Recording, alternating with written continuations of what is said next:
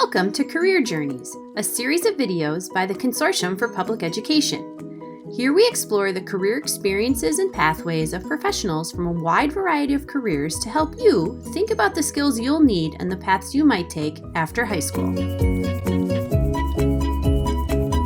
Hi, I'm Gina Barrett, a program director at the Consortium for Public Education. Today I'm here with John Rattray, the CEO of Sparkware. John, thank you for being with us today. Thank you for having me. Sure.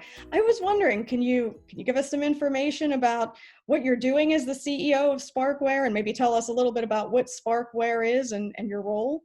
Sure, absolutely. So Sparkware designs wearable technology that initially was designed for people who went to events to wear them and get personalized introductions to other people around them. So as they walked around and they got in proximity of, say, someone else that maybe liked playing the same sport as them or came from the same hometown as them or just had some sort of commonality with them, they would get a little buzz on their wristband and get their name and be able to spark conversation with them.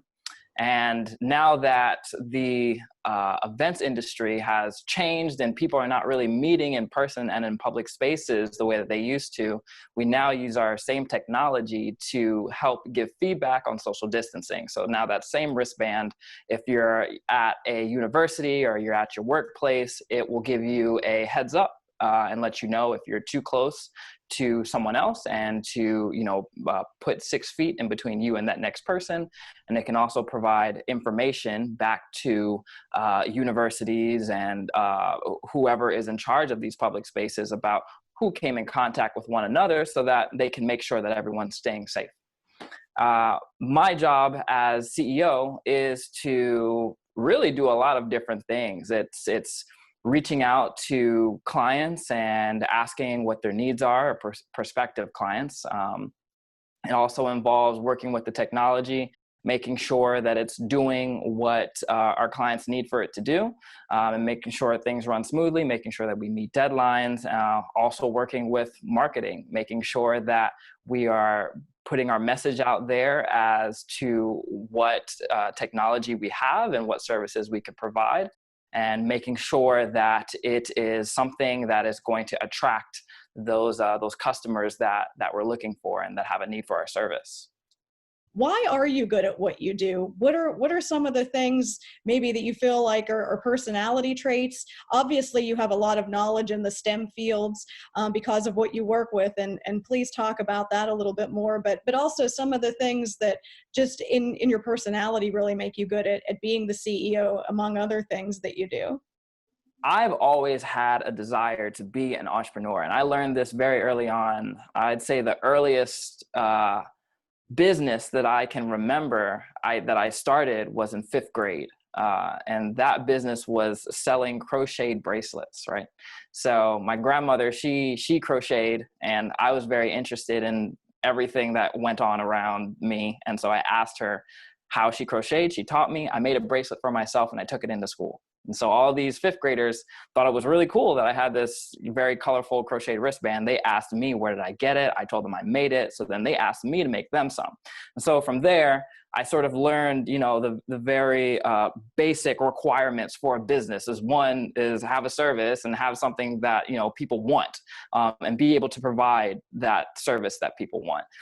So I learned from very early on that I was creative, in being able to create these crocheted wristbands, if you will. And from there, I added on that as well with my creativity. So I learned how to monogram names into these crocheted bracelets. And so I could personalize them for the different students and upcharge.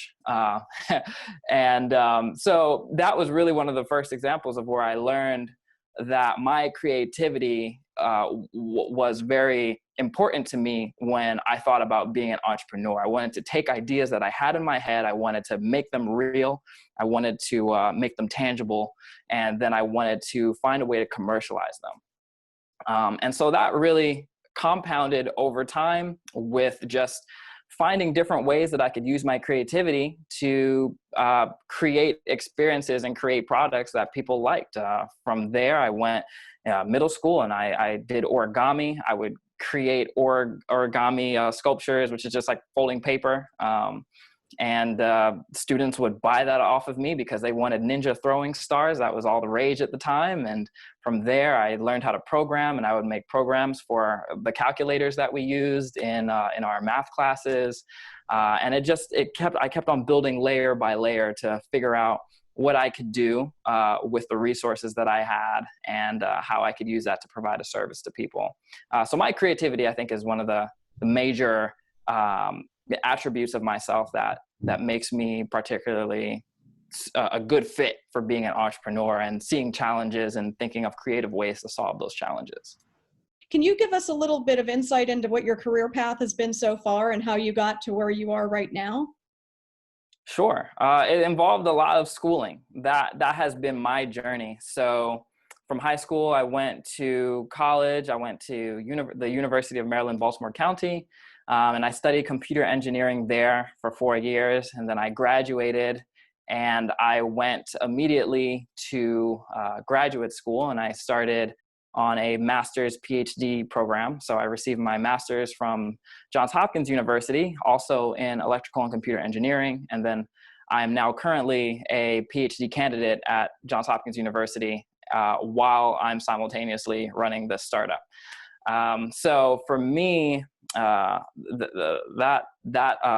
pathway of schooling, and then also using the time that I was in school to explore my creativity and explore ways of entrepreneurship was my pathway to get to this point, at least after high school. If I'm a student right now and I'm watching this, what should they be asking themselves? What should they maybe be doing right now to possibly get to a place where you are?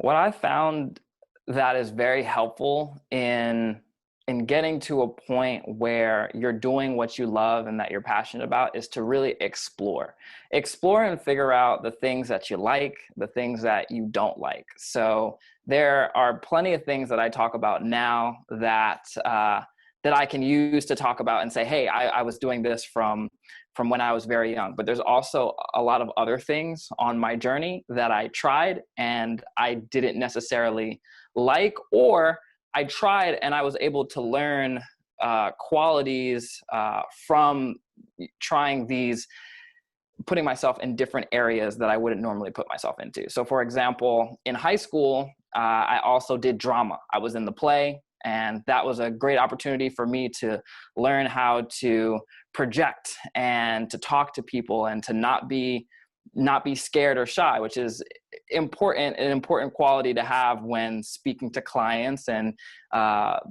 being able to get other people excited about a new idea that I had. So my advice would be to explore, try different things, figure out what you like and what you don't like. And, in everything that you do, always learn something from it. There's always something to be learned in every experience that you have. And so the more experiences that you have, the more you learn. And so that is probably my advice that I would give to students in middle and high school right now is you have a ton of opportunities around you. Just start somewhere, start doing something different that you wouldn't normally do before and explore what you do like as well. Well, John, thank you so much for being with us today. We really appreciate everything that you had to offer. I feel like there was a whole lot of information and a lot of enthusiasm for what you do. It really comes across. So thank you for being with us today. Oh, happy to do it. Thank you for having me.